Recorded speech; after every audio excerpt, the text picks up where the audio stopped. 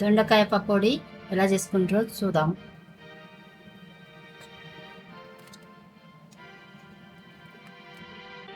చూడండి ఎంత బాగుందో దొండకాయ పకోడీ, కరకరలాడుతుంది. నేను 1/2 కిలో దొండకాయ తీసుకున్న పకోడీ కోసము. ఇలా ఈ రకంగా కోసుకోవాలి.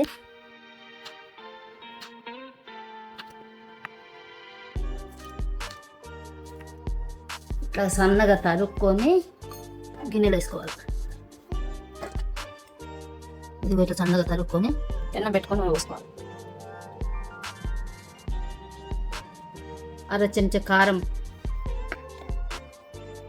అర చెంచా ధనియాల పొడి, 1/2 చెంచా కంటే తక్కువ పసుపు, అర చెంచా ఉప్పు వేసి కలుపుకోవాలి.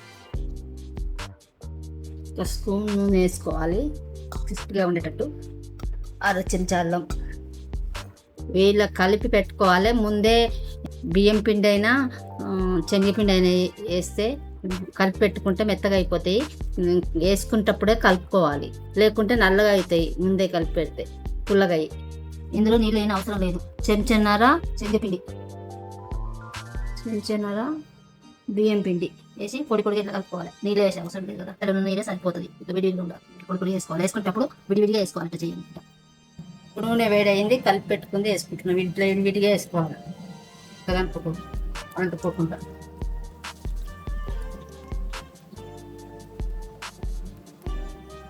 ఇట్లా కలుపుకోవాలి. వెంటనే కలుపుకోకుంటే అవి ఒకదానికి అంటుకొని వెళ్ళవు.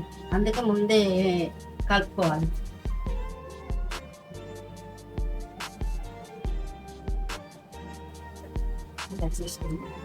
వేసుకోవాలి.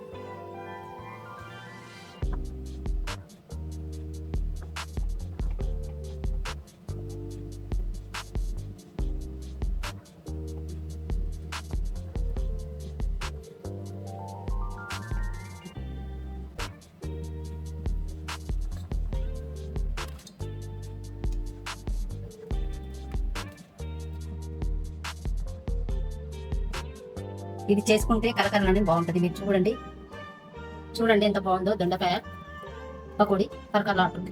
నెక్స్ట్ ఏముంటుంది అన్న కామెంట్ పెట్టండి.